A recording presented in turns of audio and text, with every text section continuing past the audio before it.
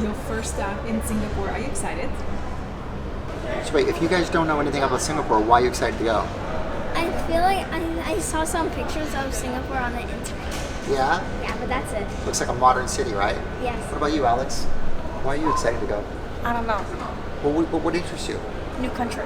Just a new country? Really? And modern, you like modern, right? If you are here long enough, you probably remember our controversial video from 2021 when we were transiting through Singapore to Thailand. It was a really difficult transit that we have never experienced anywhere in the world, and keep in mind that at this point we've already traveled for almost a year during the pandemic. The airport was completely empty, and the energy was just sad. Times were really tough, but here in Singapore you could really feel it. When the video came out, we received a lot of hate and a lot of angry messages. Between people demanding us changing the title, not wearing the mask properly, to threats that we deserve to get COVID and die, and what's worse, that we should never ever visit Singapore again. Like, ever. Well, we are back. This is a completely different experience since the last time we were here. I mean, there's people, everything is open. We don't even recognize this. This is life back to normal. I'm just waiting for the moment when somebody from the airport staff recognizes us and says, "It's you. You are back. Go home." No, just kidding. I hope not. I hope that's not gonna happen. We are actually entering the immigration. Last time we were not even allowed to move out of our line. That was so strange. So now we are finally here. We are going to Singapore. We are so excited. So just like last time? Almost. Holy cow. Like, we're looking right now at this baggage claim area. We haven't seen this because apparently this was done in the last few years. This is so beautiful and so modern compared to the last time that we were here. It's all been renovated. And last year we were here, we were only transferring, so we didn't have to get our bags. So we actually didn't get a chance to see this. I mean, this literally looks like that kind of really chic style that you see in Dubai. So this is what really impressed me about this whole immigration experience coming in this airport, because we've been to a lot of them. Everything we did ahead of time online, it all went digital, everything. So when we showed up to immigration, it was literally passport. They didn't have to check anything else. Our health forms, our certificates, everything else, our passes, it was all there in the database. It was literally like just checking in with the passports and we were done. That is something every airport in the world could learn from. So before we actually leave the airport, we're gonna see the jewel. I'm so excited. We didn't have a chance last time and it's literally right here. You guys excited to see the waterfall? Yeah. I am.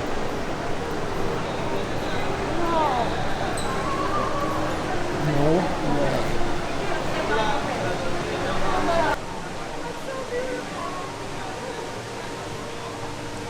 Wow.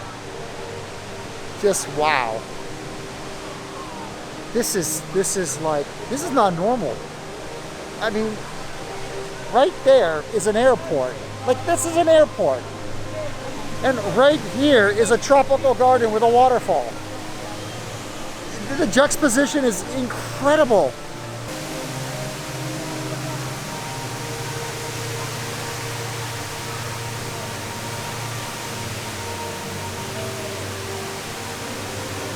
You know, there are not many things in the world that make me cry. Yeah, right. Did you get that? But seriously, guys, this is just... I'm speechless. I'm literally speechless. Every time I see a video, every time I see any person that comes here, this must be seen in a real life because it's so beautiful. It feels like the world of Avatar. It's just so surreal, so peaceful. And the fact this is at the airport. Wow, whoever thought of this, bravo. We already knew that this is the best airport in the world. It just is. In terms of service and all the shops and restaurants, this is number one. I don't care what any magazine says, this is number one. But after seeing this, and I'm sorry, but this is number one, and it's not even close. Sorry, rest of the world, you lose. Singapore airport. I bow down. You have my respect. You have my respect. Life seems to be back to normal. I don't want to jinx it. I don't want to release this vlog and be like, okay, oh my goodness, some crazy new restrictions came in again. But right now, right in this moment, everything is back to normal. At least it seems so. It's been only a year and everything has changed. And if I'm going to be completely honest with you guys, I was not sure if we will be able to make it here in a year, 2, 3. The way the world was going was so uncertain. I'm so glad we are here. We are in Singapore. Let's get the party started.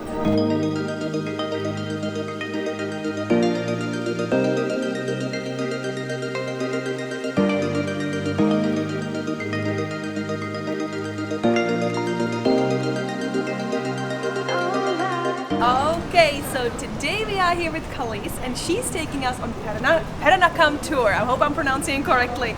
Khalees, can you tell us about the Peranakan tour? What is it about? Okay, for the Peranakan tour is that we are actually walking around, touring around the Peranakan area, which is namely the Joo Chiat and Katong area.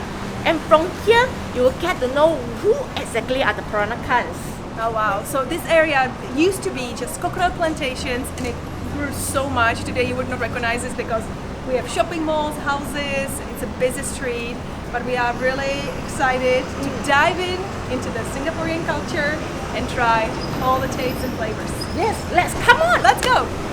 That's the reason why probably the past few days and the upcoming few days, you will see a lot of Singaporean Chinese over here. In fact, the Chinese population is more than 60% in Singapore. So when the Chinese from China came over to Singapore, they are usually often coming alone.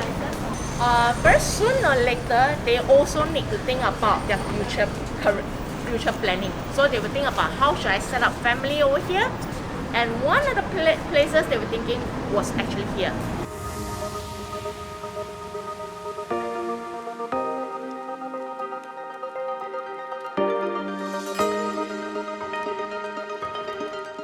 This is actually a local cuisine. Yes, you can see all the very important words over here. So this is actually known as 328 Katong Laksa, and this is the famous outlet that they actually have a competition with this important chef, Gordon Ramsay. So let's go in and let's hear about the story. Oh wow!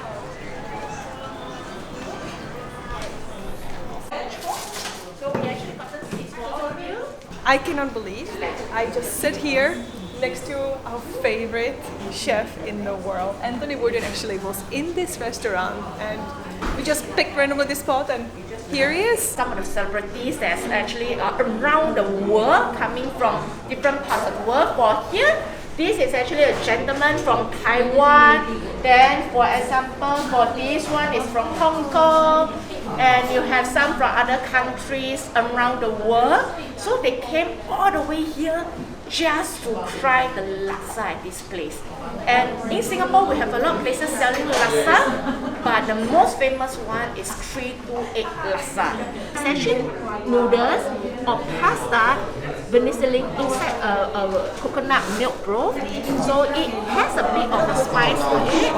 Okay, so here we are at 328, just about to dig into the laksa. I'm not really sure how you get into this experience because you're coming in big with expectations. Clearly, it's on the map. Clearly, it's been in the Michelin Guide. Clearly, if we have people like Anthony Bourdain coming here, it kind of puts it in a position of you're thinking, okay, whew, all we can do is hope that it lives up to even half the hype. I'm sure we're going to be happy. Let's start digging in. You are a resident soup type expert in noodles. What do you feel? Spicy. So we got a little spice packages, but I'm not sure if we need them. The kids are claiming that it's spicy enough, which for our kids, that's a big thing to say. So let's see how the soup goes. Oh my goodness. Oh, whoa. It is spicy. Finally, for the first time, nobody asked us if you want a spicy or if you just want to like have it mild. They just went for it completely, 100%. Let's see. Creamy, rich, definitely coconut tones, got spices in there. I'm gonna put it out there, for those of you who do like heat and can tolerate heat, here's the recommendation. Add the chili sauce, okay? They give these little packets right here, and they look a little intimidating, but trust me, they don't actually add that much extra heat, but what they do is they add a nice, deeper, darker, earthier, kind of savory flavor tone to this soup already, and for me, it just kind of puts it over the top, completes the whole thing. So don't hold back. If you can take the heat a little bit, it'll be worthwhile.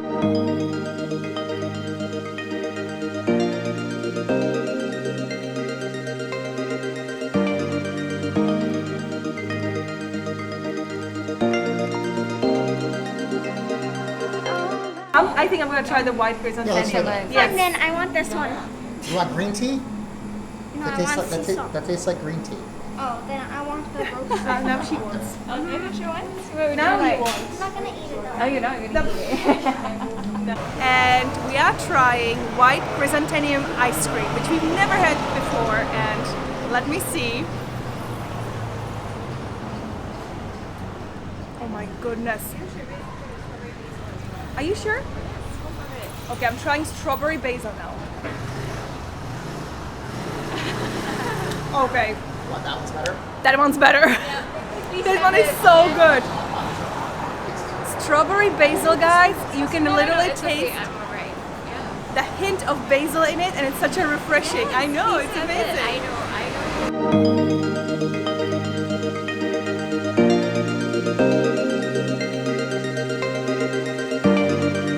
This is actually known as kimchi. Very, very well known for its Peranakan snacks, which we often call it kueh kueh. So over here, these are all the local Peranakan food. So you have the banana sweet potato one, and over here you can have the different layers. You can see the colors over here. And this is actually very sweet with glutinous rice. So this is actually where you have one full Let's do it. variety. Let's hit that one. Let's Yeah. do it. Yes. So we didn't know exactly what to expect from this tour. Clearly we thought there'd be kind of a food tour thing going on. We're getting bombarded quick. First we started off with the laksa. That was on the money. Then we jumped over to the ice cream, which was also really good and on the money. Now we're getting these things. Honestly, I don't think any of us have any appetite at this point. So we're gonna take one to go. We're gonna continue to keep walking and see what we can find. So I think definitely this one. Yes, you can take 5 of them. Yeah. 5 packets of them. Yeah. Each of you will get. Yeah, one. So No, we can't. That's too much food, guys. So there is no dinner, there's no lunch today, guys. We just need to finish these snacks today. So this is it. This is it. We are done with the food tour. We are going home and eat it. it's called Roman Bibi itself. It's actually a heritage hall. So this is actually a place whereby over here you can see a lot of heritage items, which I'm going to bring you to an exclusive gallery. You will see a lot more later. But this place in the past was actually the first supermarket in the eastern part of Singapore.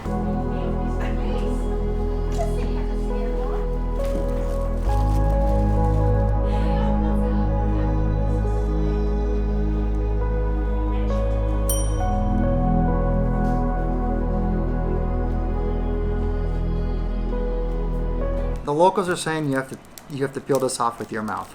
Yes. I almost wonder if she's setting me up for camera, and that's all this is about. Oh, I got 2 layers. Mm-hmm.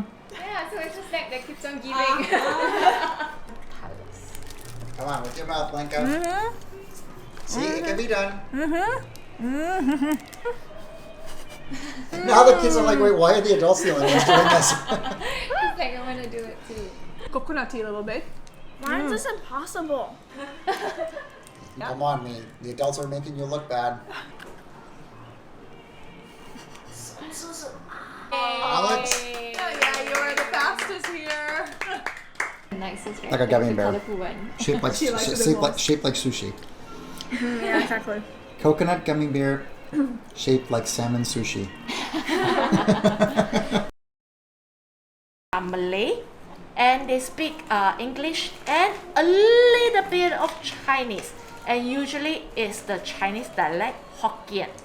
So when someone actually introduce themselves as Peranakan, you will be very surprised to know that they can't really speak Chinese that well. but they're very good with English and Malay. That's interesting. Wow, yeah. So they often rub shoulders with the government official. So that's also the reason why they are able to dress well. They have a bit more money, cash on their hands. You were saying something about something culturally traditional. Yes. So for the Peranakan ladies, they are very, very important that if they are not able to cook well, they are not able to sew well, they are not able to manage a household well, basically they do not have a future as a wife itself. So what Did you hear that, Lanka? Yes. But not to worry, we are the same. We are the same.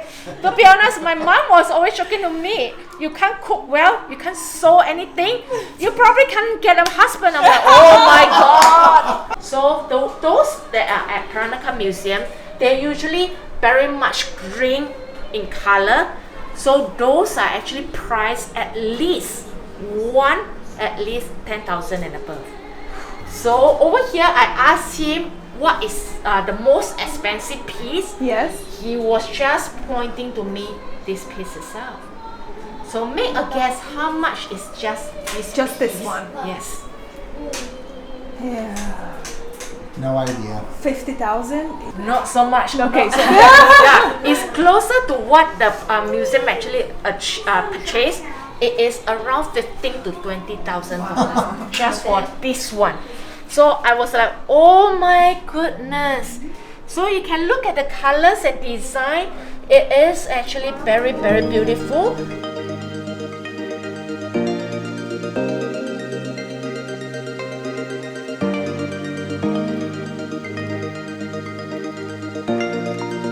So guys, we just wrapped up that tour. Just went home, freshened up a little bit. It was a great tour today, but now we are hungry. So we're heading over to Satay by the Bay for what's supposed to be some famous barbecue. Let's roll.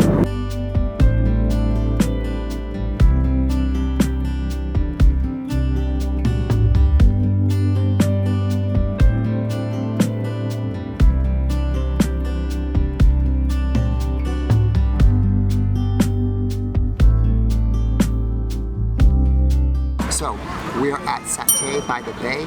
Welcome to a barbecue lover's dream. This place is a makeshift group of individual stalls, all with one purpose: to barbecue and to do it right and to feed you well. We have already some food, we just picked it up, and we are about to explore, but between the pork belly, the chickens, the meat, the shrimp, we are excited.